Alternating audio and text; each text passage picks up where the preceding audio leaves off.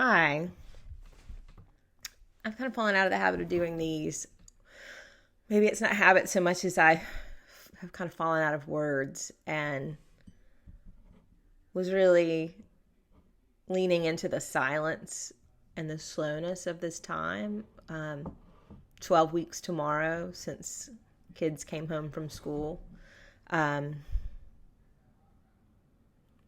and now with another flare up, I don't know what to call it. I think about Wendell Berry in the novel Jayber Crow refers to the war, and it covers a decades long period of time. So every time there is a war, he refers to it as capital T, capital W, the war. The war has started up again.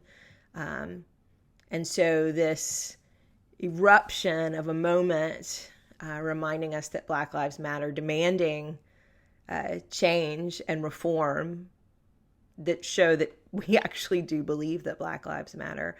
It's not new at all. And it's not just a continuation of Ferguson. And it goes farther and farther back. I don't have the right words. And I find I'm really mindful of wanting to have, that sounds familiar, the right words, the best words, all the good words. I don't mean it like that, but I think I'm really afraid of saying the wrong thing in this moment.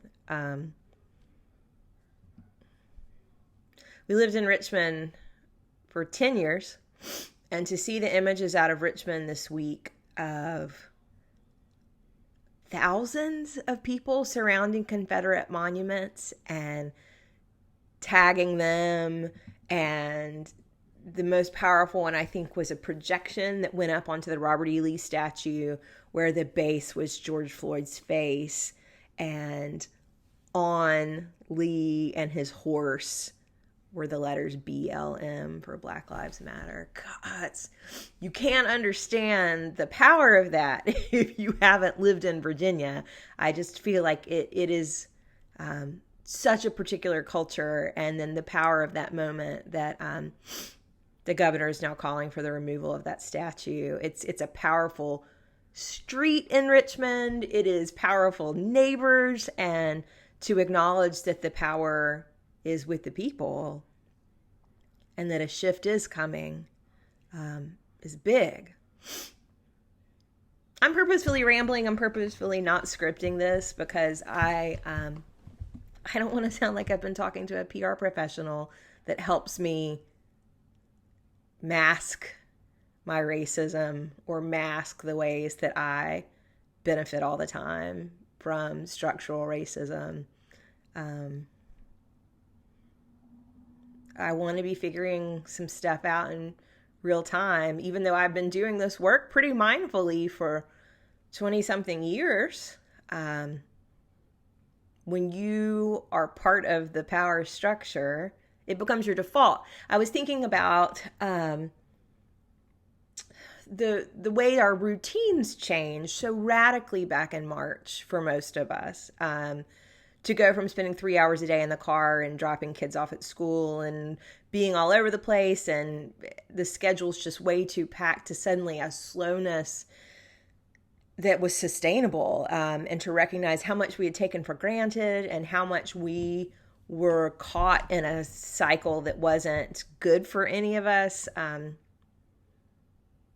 You don't recognize that you're in the system until you step out of the system. And the system of white supremacy in this country is the one that I was raised in. And I don't mean rebel flag waving white supremacy and the really obvious toting assault rifles on courthouse steps white supremacy. I mean just the luxury and privilege of growing up in a privileged family in the South, like I did, private schools and all the whole 9 yards. You're, if you are part of the power structure and that is your default, there's a lot of unlearning to do, layers and layers of unlearning to do. And so that's why I try to remind us, white folks, that this is lifetime work. We're not going to read White Fragility and get it. We're not going to read New Jim Crow and get it. We're not going to watch a TED Talk and get it. There is a lot of unlearning work within ourselves, but then there's also the dismantling work that needs to happen. I've been using the phrase this week, though I'm confident I didn't create it, movement communities, of really understanding that a movement that is sustainable, that carries us forward, can't have everybody playing the same part, right? It doesn't work. You can't have everybody at the megaphone. You can't have everybody marching. You've got to have somebody who's carrying the water, who's preparing statements, who's anticipating the election to come, who's coming up with the organizing strategy. We need movement communities where we're doing all sorts of different things and playing really strategic and instrumental parts. I'm rambling,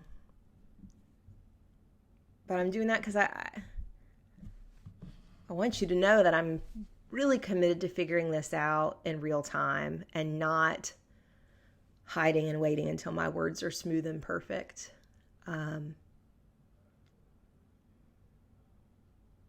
Here are some smooth and perfect words, though. Maybe not perfect, but definitely smooth. This is John O'Donohue, the late John O'Donohue. And this is a blessing called for citizenship. Oof, what a loaded and interesting word. In these times when anger is turned into anxiety and someone has stolen the horizons and mountains, our small emperors on parade never expect our indifference to disturb their nakedness. They keep their heads down and their eyes gleam with reflection from aluminum economic ground. The media wraps everything in a cellophane of sound, and the ghost surface of the virtual overlays the breathing earth. The industry of distraction makes us forget that we live in a universe.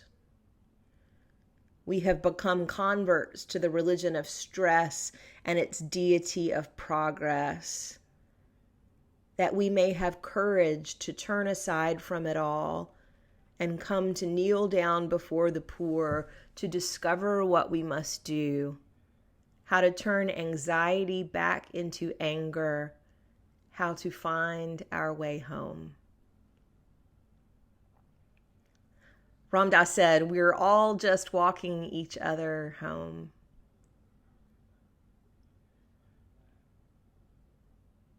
I'm hoping that in the slowness of this time, the fact that so much has been removed because of the pandemic, that our hearts are more tender and ready to be open, and white folks talking to you, my congregation, and anybody else who watches this,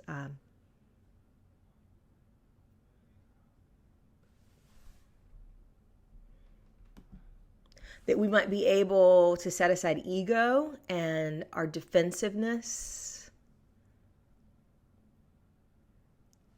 and move another click forward in our growth, move another click forward in dismantling the systems that our folks help build and that benefit us in ways that we just often don't see and take for granted.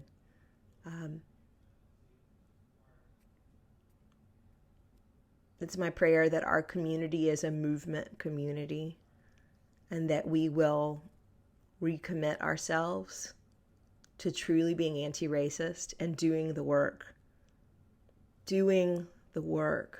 to change the systems and structures so that we're not just giving really well curated statements, but that we're giving our hearts and that we really are being the people of love that we claim to be. Thanks for hanging in with me in these rambling Thursday morning thoughts.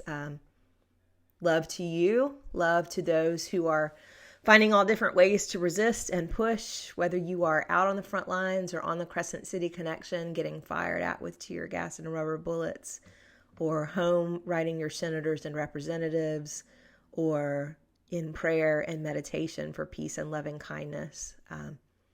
We need all of these ways together as we continue to move forward as a people. Grace and peace be with you.